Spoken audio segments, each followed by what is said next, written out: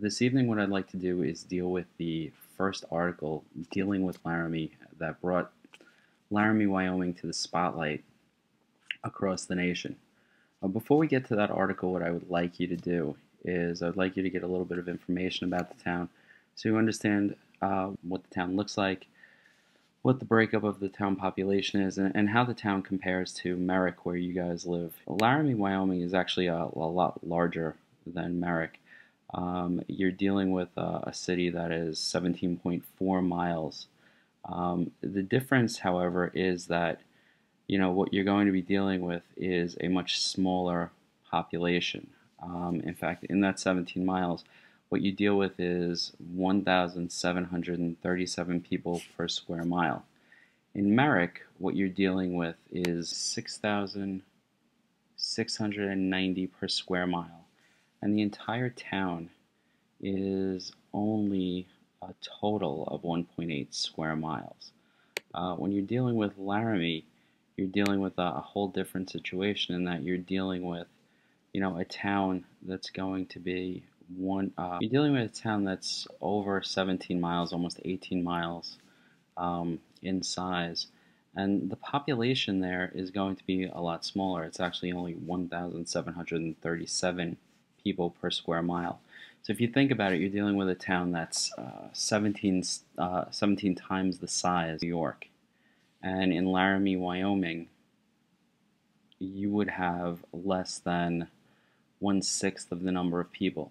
So it's going to be very big. It's going to be a very large town. Like right now in the video, what you should be seeing is the town of Laramie, Wyoming. To give you a comparison, this is what the town of Merrick, New York looks like. You can see a lot of difference between the size of the town and how the town is set up. Now, before we read the article, I also want you to get an idea of how empty the area was where the crime that this article is going to be dealing with takes place.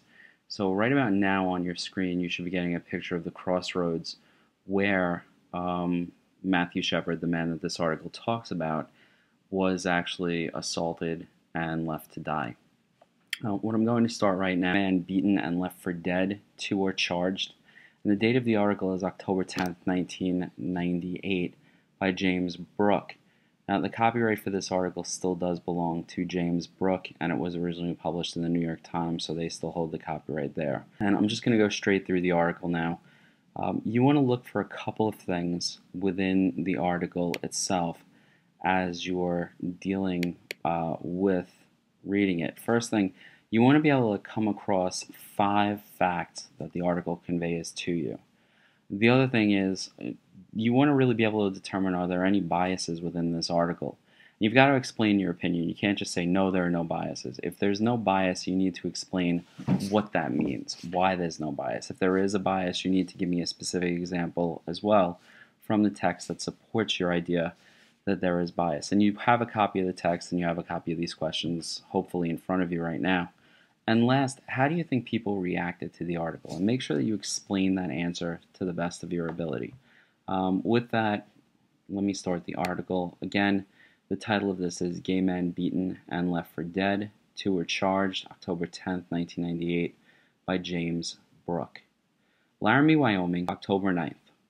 At first, the passing bicyclist thought the crumpled form lashed to a ranch fence was a scarecrow. But when he stopped, he found the burned, battered, and nearly lifeless body of Matthew Shepard, an openly gay college student who had been tied to the fence 18 hours earlier. Today, Mr. Shepard, a 22-year-old University of Wyoming student, was in a coma in critical condition.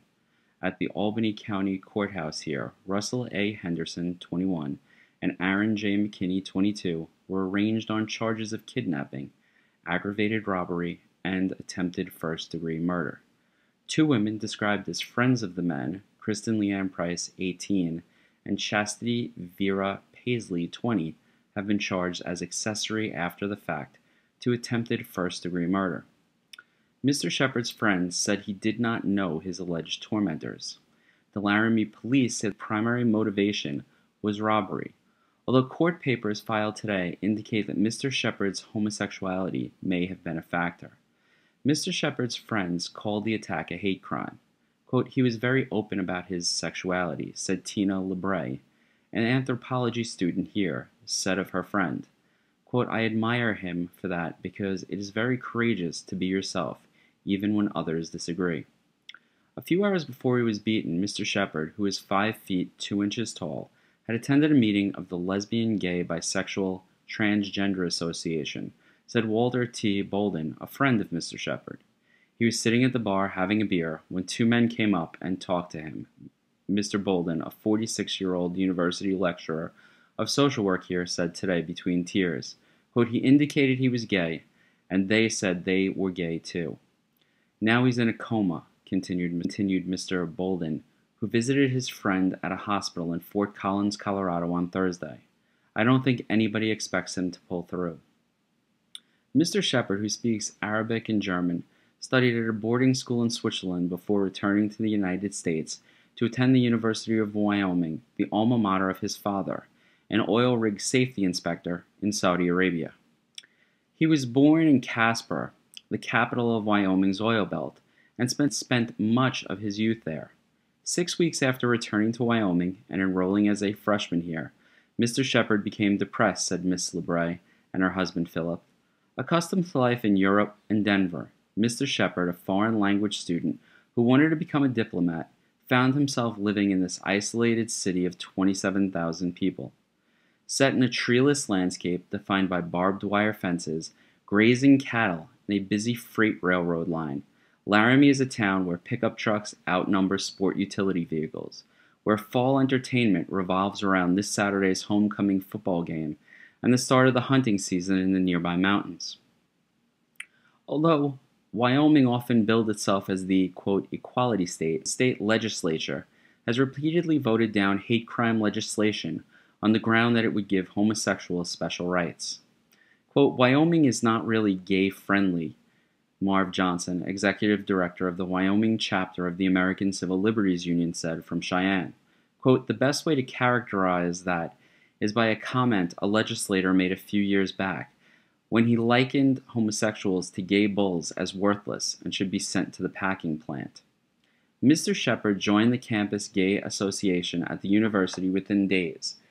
One of his favorite haunts was the Fireside Bar, which drew a mixed crowd of college students, rodeo cowboys, gay and straight. Quote, "He definitely wasn't drunk when he came in here," recalled the bartender Matt Galloway. "He wasn't drunk when he went out." Calvin Rarusha, the county attorney, charged in the court documents today that Mr. McKinney and Mr. Henderson posed as homosexuals and lured Mr. Shepard out to Mr. McKinney's pickup truck just after midnight early Wednesday. Beating him inside the truck, the pair drove him 1 mile south to an isolated part of a new rural subdivision, the county attorney's report said. There, it said, the men tied their captive to a fence and pistol whipped him with a .357 Magnum handgun while he begged for his life. Relatives said that Mr. Shepard also suffered burns on his body. After nearly beating the young man to death, said the Laramie Police Commander David O'Malley, the assailant stole his wallet and shoes and left him tied to the fence. Commander O'Malley said that when his officers arrested the 2 men on Thursday, they found Mr. McKinney's pickup truck with a .357 Magnum pistol covered with blood and Mr. Shepard's shoes and credit card. He said they found Mr. Shepard's wallet at Mr. McKinney's home. The police commander said the 2 women helped the 2 men dump their bloody clothing, and that they reported hearing the men make anti-gay remarks. Miss Paisley, a freshman art student at the university, lived with Mr. Henderson. Miss Price lived with Mr. McKinney. The police did not say what the other 3 did for a living.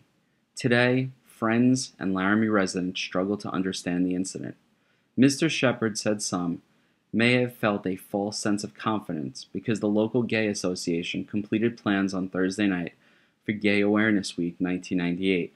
The week-long series of events started here Sunday with the local observance of National Coming Out Day and a lecture on Monday by Leslie Newman, the author of Heather Has 2 Mommies, a book about lesbian families. Quote, "If I were a homosexual in Laramie, I would hang low, very low," said Carla Brown, manager of the Fireside. Quote, "Openly gay behavior is not only discouraged, it's dangerous. And again, this article is entitled Gay Man Beaten and Left for Dead, Two Are Charged, and it was published on October 10th, 1998 by James Brooks. One last time, what you're going to do is you're looking for 5 facts that the article conveys to the reader. You're going to be looking for any bias that you see in the article itself. And again, decide who it's biased for, if it's biased, and be sure to support your opinion no matter what. And last but not least, how do you think people reacted to this article when the article was first published in 1998? Thanks, and we'll talk about it tomorrow.